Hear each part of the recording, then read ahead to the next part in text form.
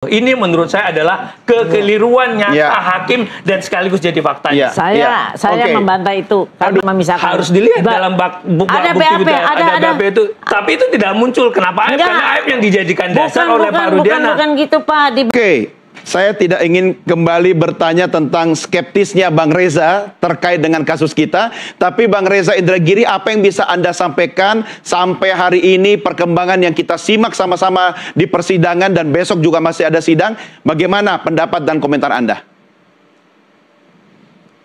Dengan segala hormat, Bu Elsa barusan sebetulnya memeragakan tentang bagaimana proses ingatan manusia itu mudah terfragmentasi dan mudah terdistorsi. Saya cek kembali hasil visum dan juga keterangan dokter di persidangan. Tidak ada satupun kata sayatan di sini. Yang ada adalah kata trauma tajam. Oke, ada trauma tajam berbentuk V. Tapi sekali lagi, tidak bisa kita katakan secara definitif bahwa trauma tajam itu akibat perbuatan manusia ataukah akibat benturan persinggungan dengan benda tajam. Dengan kata lain, patut nih kita pertanyakan dari mana gerangan kata sayatan itu muncul ketika tadi disampaikan oleh Bu Elsa. Apapun itu, ini mempertegas posisi saya bahwa ketika persidangan PK pun terlalu mengandalkan pada keterangan saksi A, saksi B, 100 saksi dan seterusnya, izinkan saya untuk tidak berani memberikan ramalan positif tentang prospek penegakan hukum atas peristiwa Cirebon. Ya, baik. Terima kasih, Bang Reza. Saya harus mengakhiri. Hari Rabu kita ketemu lagi. Tambah satu lagi, belum bisa nih. Tambah satu lagi dong, dikasih kesempatan closing statement. Kan? 10 detik. Ini sudah ada live berikutnya dari KPUD. Silakan, singkat. Kalau tadi adalah AIP dia, berarti unus testis, satu saksi yang tidak bersandar dengan yang lain.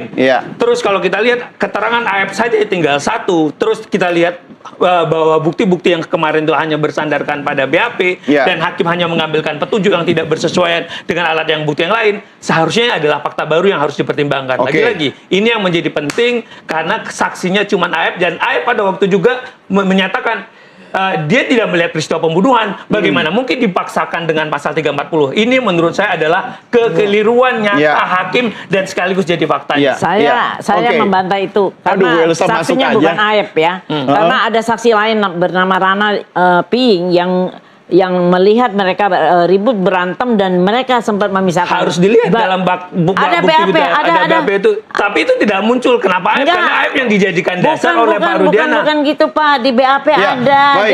Bapak-bapak, Ibu Elsa, saya akan berikan kesempatan pada Anda nanti di hari Rabu ya.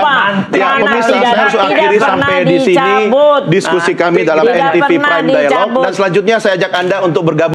Guys, ini adalah debat yang lumayan panas. Semoga saja semakin terbukanya titik terang di dalam kasus Pilat Cirebon ini ya.